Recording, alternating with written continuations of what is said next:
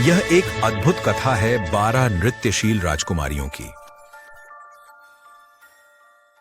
एक समय की बात है, एक राजा था जिसके 12 सुंदर बेटियां थीं। सभी राजकुमारियां एक ही शयन कक्ष में सोती थीं और सभी अपने बिस्तरों के किनारे जूते साफ सुथरे रखती थीं। और हर सुबह जूते कीचड़ भरे और इतने घिसे हुए होते थे कि राजकुमारियों को नए जूतों की आवश्यकता होती थी। यह कैसे हो सकता है? क्या आप हर रात महल के बाहर जाकर दौड़ती हो, परेड ग्राउंड पर आगे पीछे मार्च करती हो?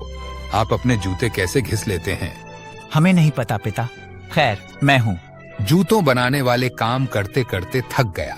आज रात मैं सुनिश्चित करूंगा तुम कमरे से बाहर न निकलो। उस रात राजा ने राजकुमारी के शयन कक्ष के दरवाजे पर एक बड़ा ताला लगवा दिया। अब वे बाहर नाचने नहीं जा पाएंगी। लेकिन अगले सुबह फिर से राजकुमारी के सारे जूते घिसकर खराब हो गए थे। राजा पूरी तरह से हैरान रह गए। उसने एक महत्वपूर्ण घोषणा जारी करने का निर्णय लिया। कोई भी पुरुष जो पता लगा सके कि मेरी बेटियां रात को कहां जाती हैं और वे अपने जूते कैसे घिसती हैं, वे किसी भी राजकुमारी से विवाह कर सकते हैं जिसे वह चुने। जवान और बूढ़े महल में किस्मत आजमाने आए सभी ने राजकुमारी के कमरे के बाहर इंतजार किया, राजकुमारियों को बाहर जाते हुए देखने की उम्मीद में। लेकिन सभी आधी रात तक सो गए। उनमें से किसी ने भी राजकुमारी का रहस्य नहीं जाना। एक दिन एक जवान सैनिक ने महल में अपनी किस्मत आजमाने का फैसला किया। रास्ते में उसने वृद्ध महिला से मुलाकात की। पूछी उसकी कहां जा रही है। मैं शाही महल की ओर जा रहा हूं। मैं 12 नाचती राजकुमारियों के रहस्य को सुलझाने की कोशिश करूंगा। इतने सारे पुरुषों की असफलताओं के बाद कोशिश करने के लिए तुम बहुत बहादुर हो। मैं तुम्हारी मदद कर सकता हूँ, पर तुम्हें मेरे बताने अनुसार करना होगा। मैं वादा करता हूँ कि ऐसा करूंगा। जब तुम बिस्तर के बाहर खड़े हो जाओ तो राजकुमारी में से एक तुम्हें शराब का गिलास लाएगी। इसे मत पीना, सिर्फ पीने का नाटक करो और फिर गहरी नींद में गिरने का नाटक करो। खर्राटें लो, जितना हो सके जोर से खर्राटें लो। मुझे यकीन है कि मैं ऐसा कर सकता हूँ। क्या और कुछ है? हाँ, यह चोगा ले लो। यह जादुई है। जैसे ही तुम इसे पहनोगे यह अदृश्य हो जाएगा और तुम भी। तुम राजकुमारियों का कोई भी स्थान जाने पर उनका पीछा कर सकोगे। बहुत बहुत धन्यवाद। तुम्हें शुभकामनाएं जवान। मुझे यकीन है कि तुम सफल हो जाओगे।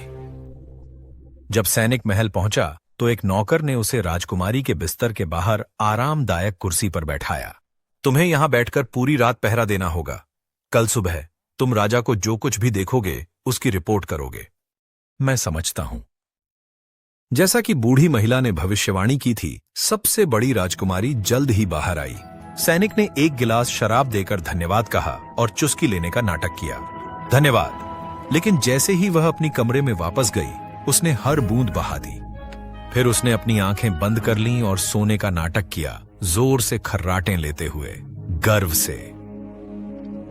जैसे ही उन्होंने खर्राटे सुने, राजकुमारी हंसी और अपने बिस्तरों से कूद गईं। उन्होंने जल्दी से अपने सबसे अच्छे कपड़े पहन लिए और उसने नए नाचने वाले चप्पल पहने।